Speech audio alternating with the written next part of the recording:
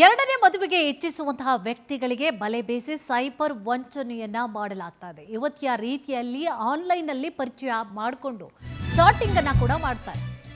ಎರಡನೇ ಮದುವೆ ಆಗಬೇಕು ಅಂತ ಹೇಳಿ ಅನ್ಕೊಂಡಿರೋರು ಈ ಸ್ಟೋರಿಯನ್ನ ನೋಡಲೇಬೇಕು.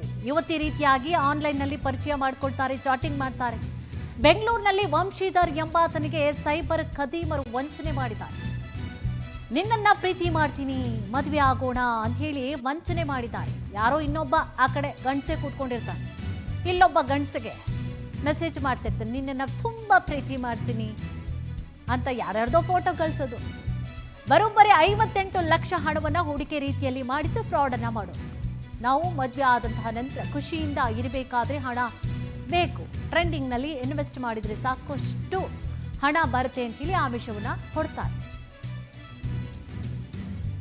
ಹಂತ ಹಂತವಾಗಿ ವಿವಿಧ ಅಕೌಂಟ್ಗಳಿಗೆ 58 ಲಕ್ಷ ಹಣವನ್ನು ವರ್ಗಾವಣೆ ಮಾಡಿಕೊಳ್ಳಲಾಗಿದೆ. 58 ಲಕ್ಷಕ್ಕೆ ನಿನ್ನ ಅಕೌಂಟ್ನಲ್ಲೇ 5 ಕೋಟಿ ಇದೆ ಅಂತ ಹೇಳಿ ಮತ್ತೆ ಹಣವನ್ನು ವಸೂಲಿ ಮಾಡಲಾಗಿದೆ. 50 ಲಕ್ಷ ಡೆಪಾಸಿಟ್ ಮಾಡಬೇಕು ಅಂತ ಹೇಳಿ ಹೇಳಿರ್ತಾರೆ ಸೈಬರ್ ವಂಚಕರು. ಇದನ್ನು ನೋಡಿಕೊಂಡು ಅನುಮಾನಗೊಂಡು ವೈಟ್ ಫೀಲ್ಡ್ CN ಠಾಣೆಗೆ ದೂರನ್ನು ಕೂಡ ನೀಡಲಾಗಿದೆ. ನೋಡಿ, 58 ಲಕ್ಷ ಹಣ ಹೂಡಿಕೆ ರೀತಿಯಲ್ಲಿ ಮಾಡಿಸ್ಕೊಂಡು ಫ್ರಾಡನ್ನು ಮಾಡೋದು. ಎರಡನೇ ಮದುವೆಗೆ ಎಲ್ಲ ಮದುವೆ ಆಗಬೇಕು ಅಂತ ಹೇಳಿ ಅಂದ್ಕೊಂಡಿರ್ತೀರಿ. ಬಹಳಷ್ಟು ಕೇರ್ಫುಲ್ಲಾಗಿ ಯೋಚನೆ ಮಾಡಿ ಹೆಜ್ಜೆನ ಇಡಬೇಕು. ಈಗಂತೂ ಹೆಂಗೆ ಯಾವ್ಯಾವ ರೀತಿಯಾಗಿ ಮೋಸ ಮಾಡ್ತಾರೆ. ಅದರಲ್ಲೂ ಕೂಡ ಆನ್ಲೈನ್ ವಂಚನೆಗಳಂತೂ ಜಾಸ್ತಿ ಆಗಿಬಿಟ್ಟಿದೆ. ಅಲ್ಲಿ ಫೇಸ್ಬುಕ್ಕು ಅದು ಇದು ಅಂತ ಹೇಳಿ ಪರಿಚಯ ಆಗೋದು, ಮಾತನಾಡೋದು ಇವೆಲ್ಲ ಮಾಡ್ತಾ ಇರ್ತಾರಲ್ಲ, ಅವರೆಲ್ಲ ಬಹಳಷ್ಟು ಜಾಗೃತಿಯಿಂದ ಕೂಡ ಇರಬೇಕಾಗತ್ತೆ.